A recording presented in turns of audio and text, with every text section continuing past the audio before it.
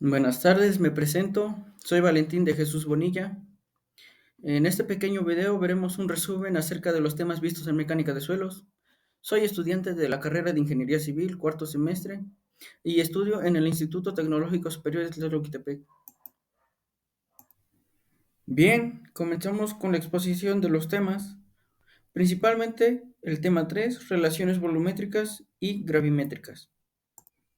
Ahora bien, se nos muestra un esquema de una muestra de suelo del lado izquierdo que incluye las tres fases del suelo. Como podemos ver, tenemos la fase gaseosa, identificada como A, que puede contener aire, gases o vapor. También la fase líquida, identificada con W, que puede contener agua, sales, ácidos disueltos u otras sustancias. Y también por último lo que tenemos es sólidos. Estos pueden ser fragmentos de roca, minerales o materiales orgánicos. A continuación se nos muestra un esquema de lo que es nuestra muestra de suelo. Del lado izquierdo identificamos lo que son los volúmenes con V y del lado derecho lo que son los pesos con W. Cada uno tendrá diferentes símbolos y lo cual nos dará diferentes resultados también, ya que cada símbolo representa un dato que queremos obtener. Bien, ¿qué datos podemos obtener de nuestra muestra? Número 1. Peso específico unitario.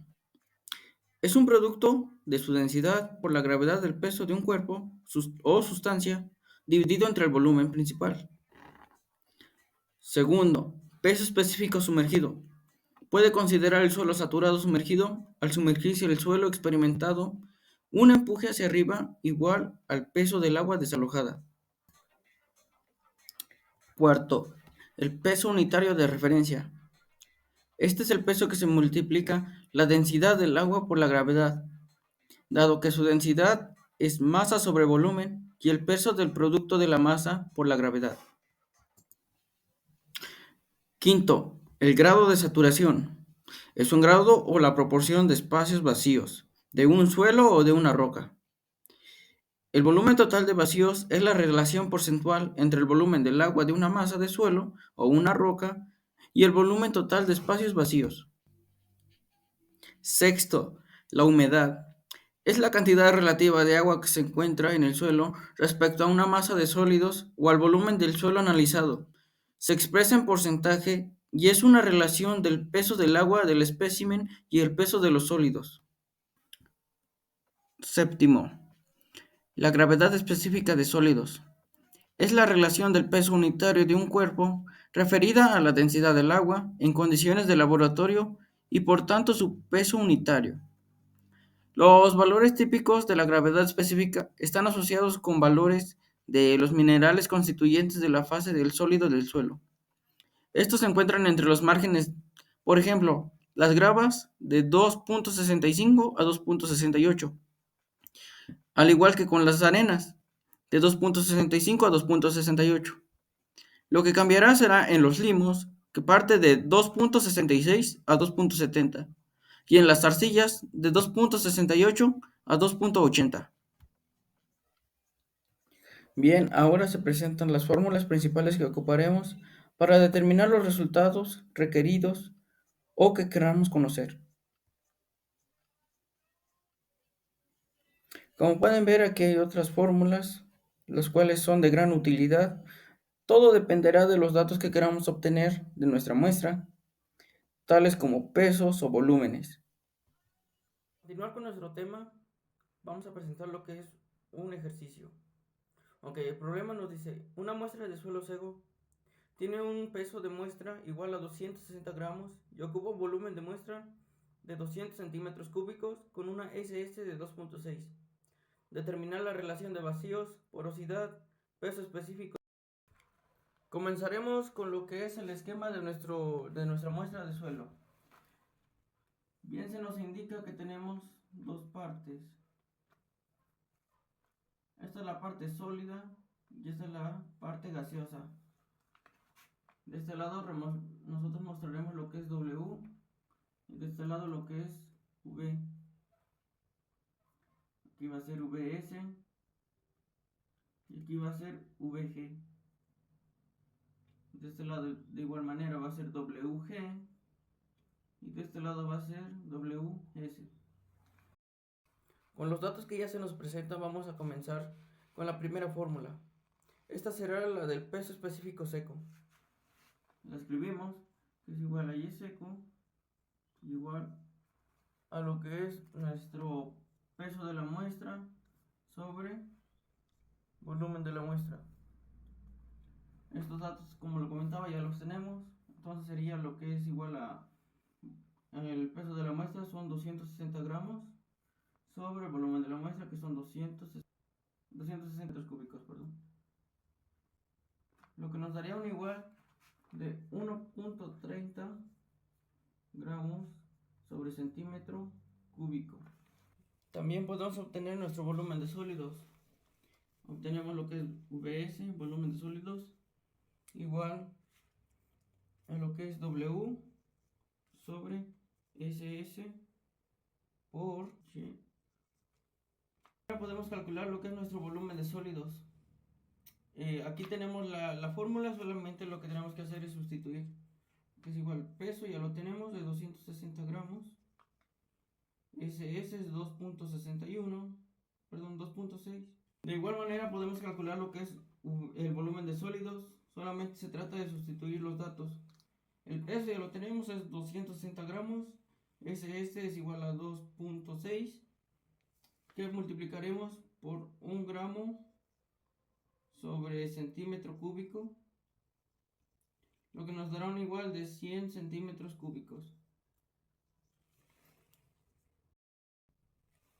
Con el dato obtenido anteriormente del volumen de sólidos, podemos realizar la siguiente fórmula, donde interpretaremos lo que es el volumen de los gases. Esto igual se interpreta como volumen de vacíos. Lo que la fórmula nos indica es el volumen de la muestra menos el volumen de sólidos. Aquí ya tenemos sustituidos los datos, son 200 centímetros cúbicos menos 100 centímetros cúbicos. Nos dará un igual de 100 centímetros cúbicos. Estos datos ya los podemos ir anotando en nuestro gráfico. Ya que obtuvimos los datos anteriores, ahora podemos calcular la relación de vacíos. Aquí se encuentra la fórmula, solamente es igualmente sustituir. Aquí tenemos el volumen de vacíos, que es igual a 100 centímetros cúbicos, por lo que es el volumen de sólidos, que por cierto se me olvidó anotar. Aquí está, que son 100 centímetros cúbicos, lo que nos dará un total de una relación de vacíos.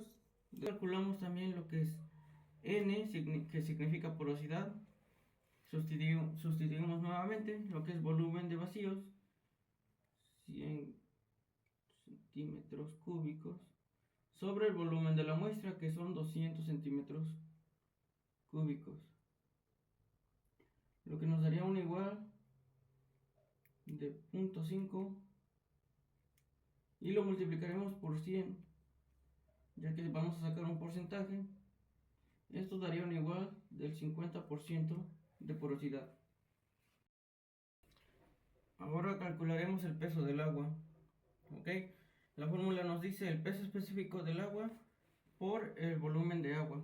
Aquí ya tenemos los datos, que sería 1 gramo sobre centímetro cúbico por los 100 centímetros cúbicos, dándonos un igual de 100 gramos.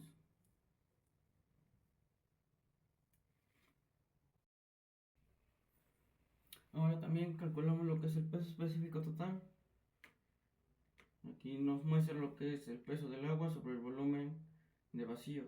Esto también lo determinamos como el peso de la muestra sobre el volumen de la muestra.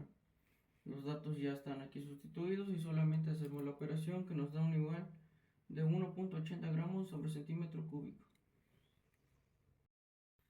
Para estas actividades es importante que siempre vayamos haciendo un diagrama de todos donde vayamos incorporando todos los datos, para así tener una visión más precisa. Ahora pasamos con otro problema, donde nos dice: el contenido de agua de un suelo saturado es de 40%, su densidad de 2.65. Calcule la relación de vacíos y su peso específico. Primero comenzamos con nuestro diagrama. para saber las fases que estaremos manejando. En este caso sería el sólido y el líquido. ¿Va? También anotar los datos que tenemos, lo que es igual a un 40% y un SS igual a 2.65.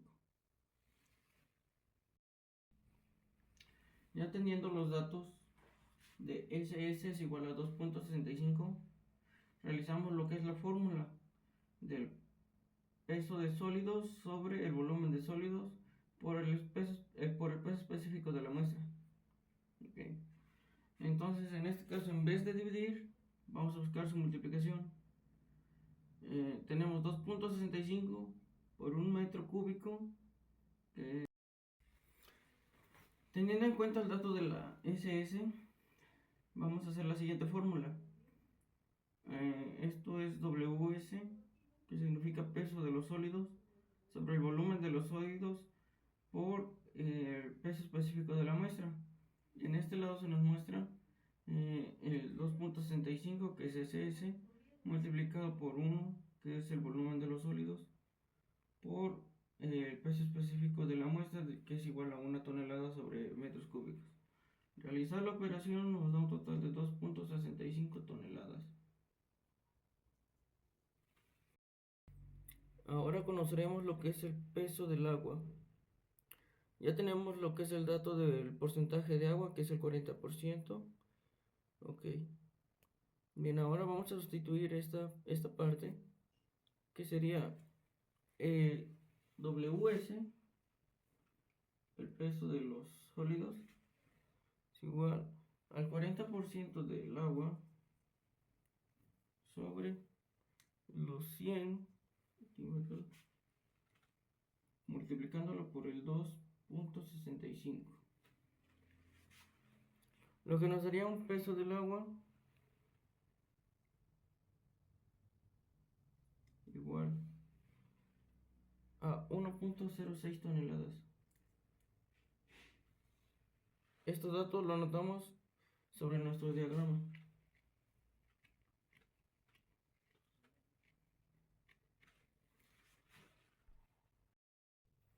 Ok, ahora tenemos la siguiente fórmula. Esto nos ayudará a calcular lo que es el volumen del agua. Okay. Pues aquí ya tenemos los datos sustituidos, solamente es realizar lo que es la operación. Esto nos dará un igual de 1.06 metros cúbicos. También lo anotaremos en nuestra tabla, bueno, en nuestro pequeño diagrama, para así ir guardando los datos y ocuparlos cuando sean necesarios.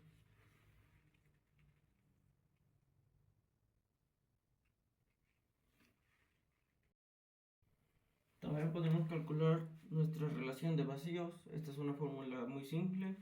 Solamente tenemos que dividir lo que es el volumen de vacíos sobre el volumen de sólidos.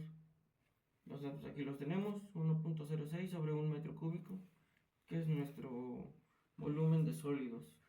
Ok, el resultado que nos da es igual a 1.06. Por último, deseamos conocer el peso específico saturado. Ok, entonces aquí vamos a sustituir solamente lo que es el peso de la muestra sobre lo que es el volumen de la muestra. Ok, solamente aquí ya sería lo que sería la sumatoria de ambos. Ok, aquí sería 3.71 toneladas. Okay. Y del otro lado sería 2.06 metros cúbicos. Ok, va, entonces solamente sustituimos. El peso de la muestra es igual a 3.71 toneladas y el volumen de la muestra es de 2.06, dándonos un igual de 1.80 toneladas sobre metro cúbico. Ahora veremos lo que es el tema 6 de consolidación. Para comenzar con este tema debemos de tener bien definido ¿Qué es la consolidación? Bien, la consolidación se refiere a un proceso en el que el volumen de un suelo saturado parcialmente o totalmente disminuye debido a la tensión aplicada. Bien, el incremento de la tensión aplicada que causa la consolidación puede deberse a cargas materiales o cargas provocadas por el hombre, o incluso la disminución de la capa freática. Si bien podemos ver en el diagrama que se presenta en la pantalla, podemos ver cómo es que reacciona nuestro suelo al aplicarle cargas. Ahora hablemos de las etapas de la consolidación. Esta consta de tres etapas principales. Consolidación inicial. Es una rápida pérdida de volumen de la masa asociado con la aplicación del estrés externo. La consolidación primaria depende de los asentamientos del suelo, durante el cual el exceso de presión de agua de los poros se transfiere al esqueleto del suelo. Y la consolidación secundaria, un procedimiento de asentamiento posterior que ocurre después de una consolidación primaria y está asociado a los cambios internos de la estructura hacia el suelo. Bien, ahora vemos la interpretación de las deformaciones de consolidación del suelo, lo cual se interpreta en el diagrama que se ve aquí en la pantalla. Ok, el asentamiento inicial comienza desde el máximo punto, lo que es la parte de la consolidación secundaria, es el punto mínimo y la primaria es todo lo que va descendiendo. Las características de un suelo, de formación de un suelo, dependerán del tipo de suelo y forma en que están cargando y del lugar de donde se ubica en la naturaleza. ¿Cuáles son las consecuencias de la consolidación? En nuestro caso, como ingenieros civiles, estos resultados van a ser positivos.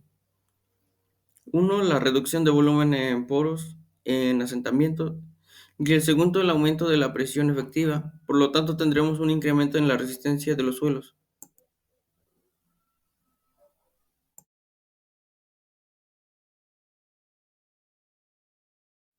Bien, para realizar este ejercicio, vamos a ocupar lo que es nuestro diagrama, que aquí podemos ver.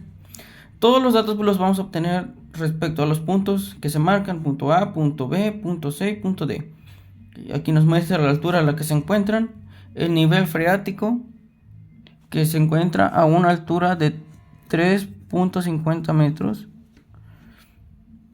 Su esfuerzo total en estos dos se encuentra entre el 1.24 toneladas sobre metros cúbicos.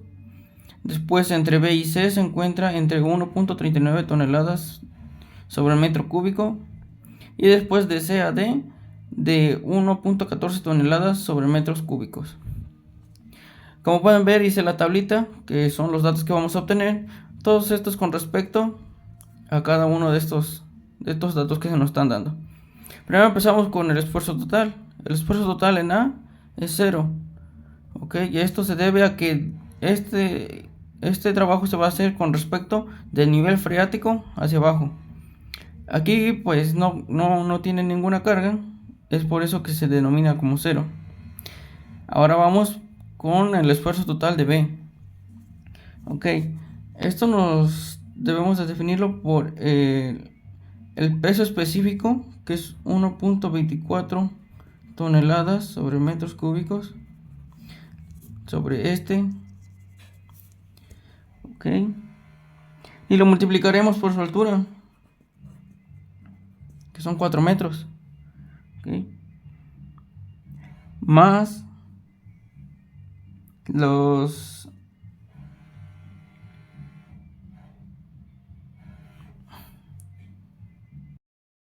ok, ya hacemos la multiplicación primero de lo que es 1.24 por 4, que es la distancia a la que se encuentra, y nos da un total de 6.20 toneladas sobre metros cúbicos.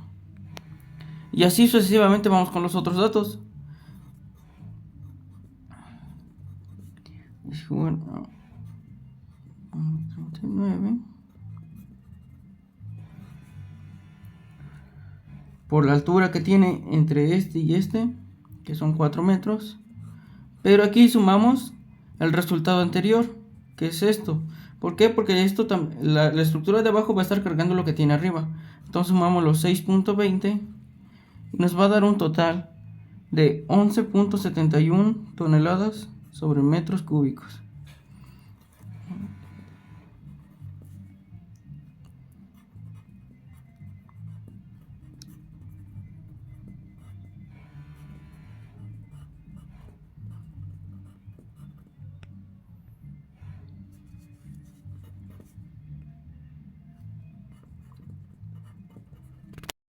Como ya lo comentaba, todos los datos que vayan con respecto a nada son igual a 0.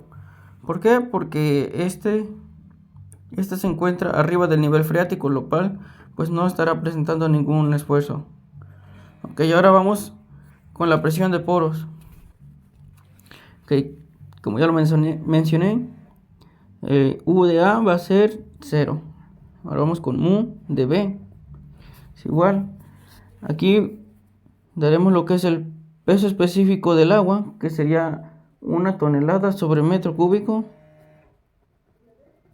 Lo multiplicaremos por la altura que se encuentra, pero ahora tomaremos la altura respecto a lo que es el nivel freático. ¿Ok? Entonces en este caso sería 1.5 metros. ¿Va? Ahora hacemos este problema y nos quedaría como 1.5 toneladas sobre metros cuadrados. Así sucesivamente. Aquí tenemos lo que es el peso específico del agua, que es 1 tonelada sobre metro cúbico. Y lo multiplicaremos por su altura. Ok. Sería por 4, pero también tenemos que sumar los datos que están arriba. Entonces sería un 5.5. Nos daría un 5.50 toneladas sobre metros cúbicos. Siguiente de esto, haremos lo que es el esfuerzo efectivo. Vamos con respecto a B. Esfuerzo efectivo en B es igual a la multiplicación del resultado del esfuerzo total, que es 6.20 toneladas sobre metros cúbicos, menos 1.5 toneladas sobre metro cúbico, que es el valor de mu, dándonos un valor de 4.70 toneladas sobre metros cuadrados. Y así sucesivamente lo vamos a hacer con los demás variables.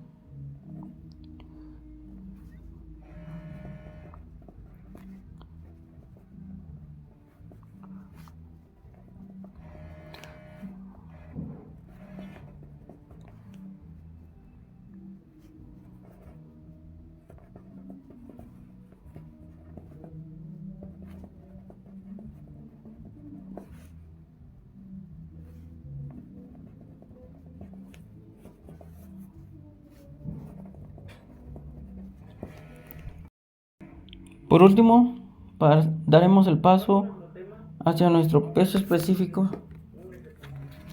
Y ahora vamos a ver lo que es el peso específico sumergido.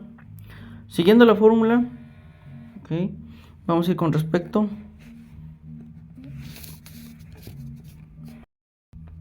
Ahora iremos sobre el peso específico sumergido. Ok.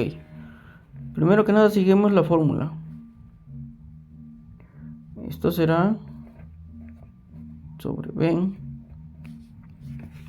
Multiplicaremos lo que es nuestro peso específico, que es 1.24 toneladas sobre metro cubo, por su altura,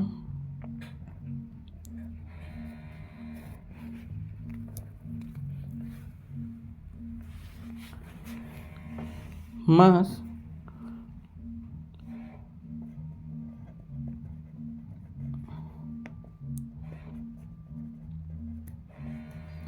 por su altura igual.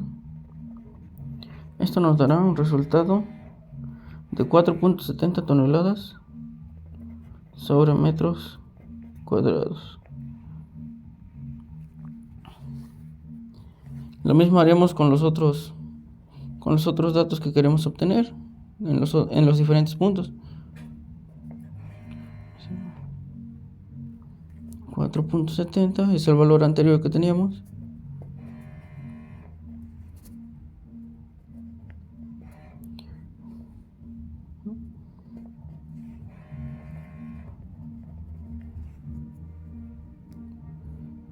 por su altura, que nos da un igual de 6.26. Ahora vamos con el tema 7, llamado la resistencia al esfuerzo cortante. La resistencia de los suelos ante la acción de un esfuerzo cortante es el resultado de la interacción entre partículas a través de sus contactos entre puntos. Se desarrollan dos tipos expuestos resistentes. Uno es la fricción, que es generada por la presión normal a la superficie del contacto. Y dos, la cohesión, que depende solamente de la adherencia entre partículas debido a la presencia de arcilla coloidal o de sales que son cementantes para las partículas. En el siguiente diagrama podemos observar los dos tipos de resistencia que obtenemos. Bueno, en el punto máximo, que es la parte más alta de la curvatura, se conoce como resistencia máxima o pico. Esta corresponde al punto más alto de la fuerza de la curva de deformación. Y también tenemos del otro lado la resistencia residual, ¿ok? Que es la parte donde empieza la parábola. Y tenemos que esta es la resistencia residual al corte que posee el material después de haber ocurrido alguna falla. Para todo esto que estamos viendo de la resistencia al esfuerzo cortante, vamos a ocupar un método muy eficaz que se llama círculo de Moore.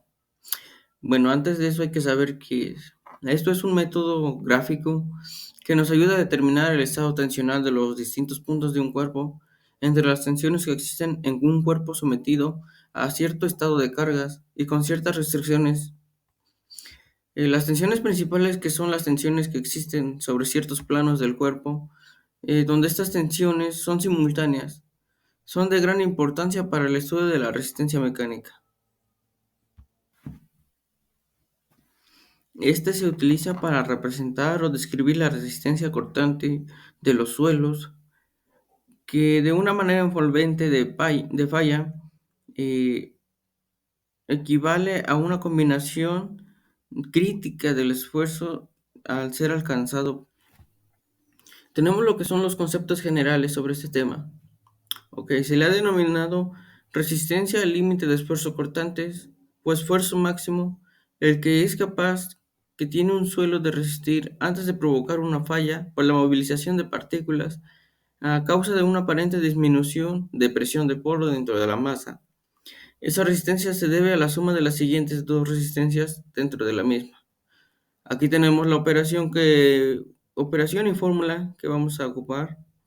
Ok, tiene los diferentes términos. SI es la resistencia al esfuerzo cortante del suelo. La C significa resistencia no drenada, comúnmente conocida como cohesión. El esfuerzo son los esfuerzos verticales efectivos dentro de una masa. Y la tangente del ángulo, que es un factor de resistencia por fricción. Esto nos dará el resultado conforme a lo que hagamos en el círculo de Moore.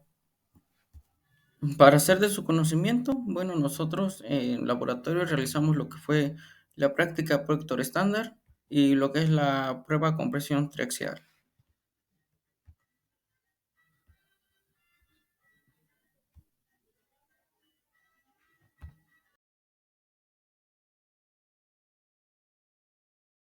Ok, en el siguiente ejercicio se nos dice determinar la resistencia al esfuerzo de una muestra sometida a una prueba de compresión axial en el laboratorio, de la cual se obtuvieron los siguientes datos. Ok, tenemos la altura de la muestra, que son 9.05 centímetros, el diámetro superior de 3.5, diámetro medio de 3.48, diámetro inferior de 3.47, la variante K, que es 0.181, el peso de la muestra son 152.30 gramos y el ángulo de falla son 50 grados.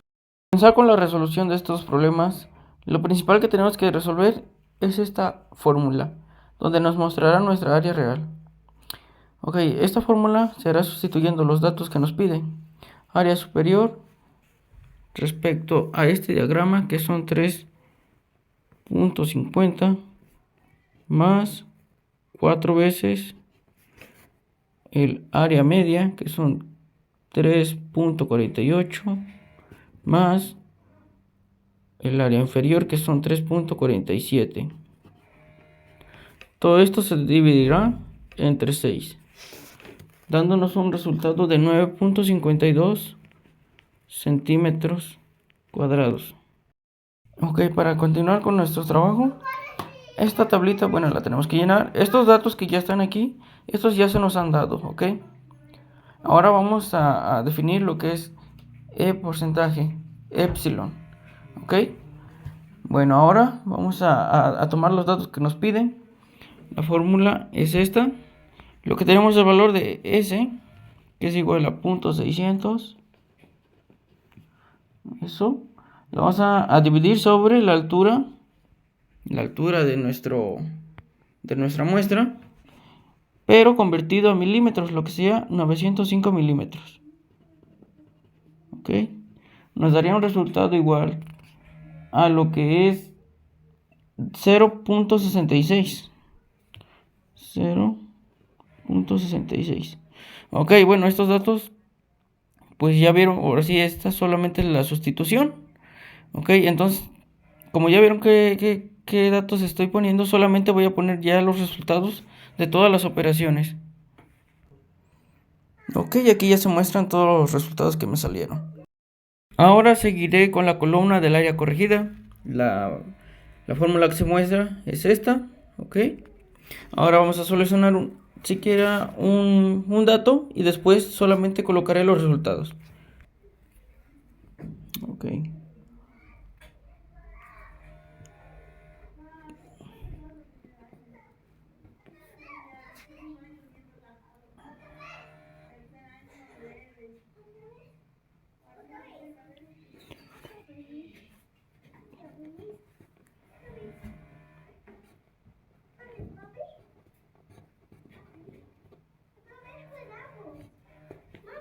Ok, aquí se muestra ya los datos que tenemos sustituidos con respecto a nuestra fórmula. Tenemos lo que es nuestra AI, okay, que se encuentra acá, 9.52. Okay. También lo que, bueno, este 1 de por sí está en la fórmula. Lo que le restaremos el epsilon que tenemos acá, que es 0.66, que será dividido a su vez sobre 100. Este nos dará un resultado de 9.58. Ahora solamente colocaré los datos que resulten. Y aquí están los resultados. Ahora procedemos a calcular la carga, que es el control de carga multiplicado por la variable de K, que se nos muestra aquí que es de 0.181. ¿Okay? Solamente se trata de una multiplicación, lo que sería aquí 0 y aquí sería 20 por lo que es 0.181. Ok, nos da un resultado de 3.02.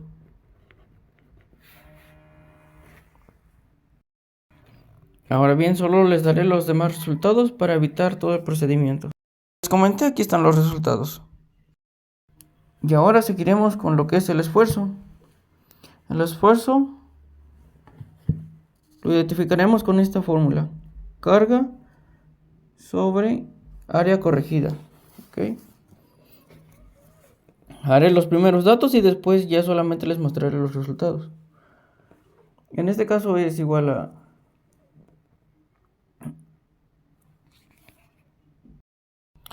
ahora calcularemos el esfuerzo, que se determinará con esta fórmula. Ok, yo haré los primeros y después solo mostraré los resultados. Como primer dato tenemos la carga, que es de 3.02. Okay. Y después la multiplicaremos, la dividiremos sobre el área corregida.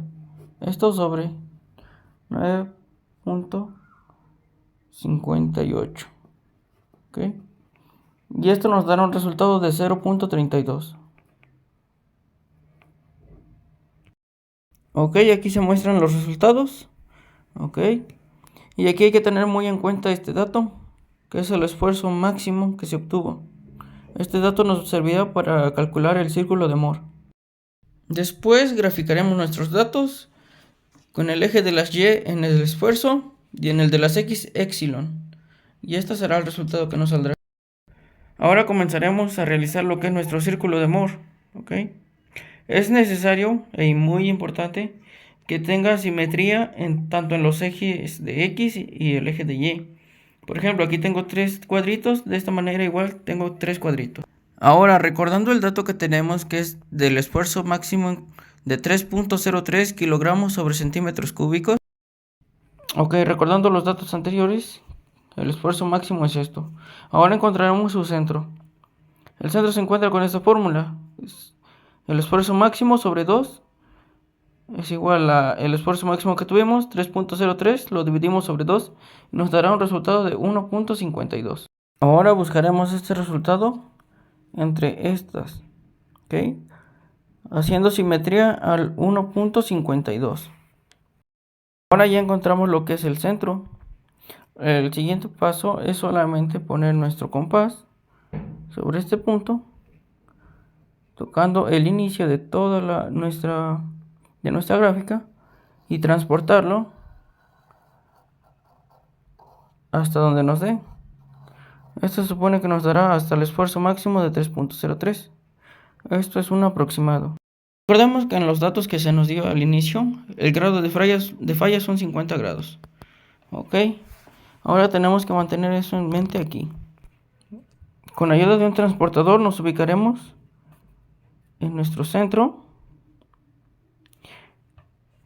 y recordemos que el grado de falla era de 50 grados. Ok, lo que nos indica aquí es que se debe de multiplicar por 2 y cuando se multiplique por 2 vamos a dibujar lo que es esa línea. Ok, hasta acá tenemos lo que son los 100 grados, si lo notan ver. Y ahora solamente le daremos la dirección aquí a nuestro círculo de Moore.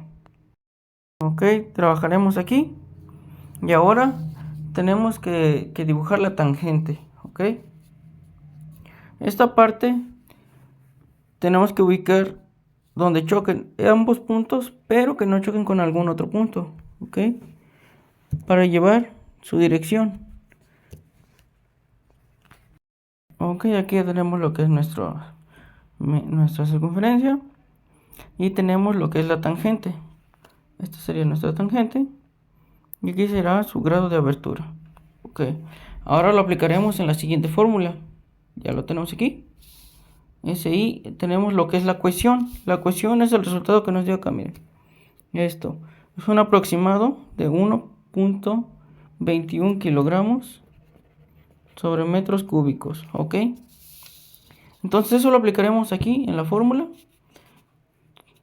que se encuentra aquí de la cohesión, más la mitad, o sea el centro, que era 1.52 kilogramos sobre centímetros cúbicos, por la tangente del ángulo, que son 12 grados, que son los que tenemos aquí. Pues nos da este resultado, que es igual a SI, igual a 1.53 kilogramos sobre centímetros cúbicos. Por último, veremos lo que es el mejoramiento mecánico de los suelos. Antes de comenzar con ese tema, debemos hacernos la pregunta de por qué debemos de modificar el suelo. Okay, en un emplazamiento de construcción no siempre puede ser completamente adecuado para soportar estructuras como edificios, puentes, carreteras o presas, entre muchas otras. Okay, en ocasiones los estratos superiores no son los apropiados y deben removerse para reemplazarse por un suelo de mayor resistencia sobre el cual se van a construir las cimentaciones de la estructura y estas mismas llevarán una carga de todo el esqueleto sobre el suelo. El mejoramiento del suelo es un proceso de alteración de propiedades del suelo in situ. Ok, encontramos dos tipos de estabilización, la química y la mecánica. La química se asocia con la modificación del suelo y sus propiedades mediante la admisión de materiales químicamente activos. Un ejemplo de esto podría ser la cal o el cemento. Son cementantes que ayudan a tener un mayor esfuerzo portante en el suelo. Por otra parte, tenemos lo que es la estabilización mecánica. Esta consiste en compactar el suelo de forma estática o dinámica para aumentar su densidad y su resistencia mecánica. También disminuir su porosidad y su permeabilidad.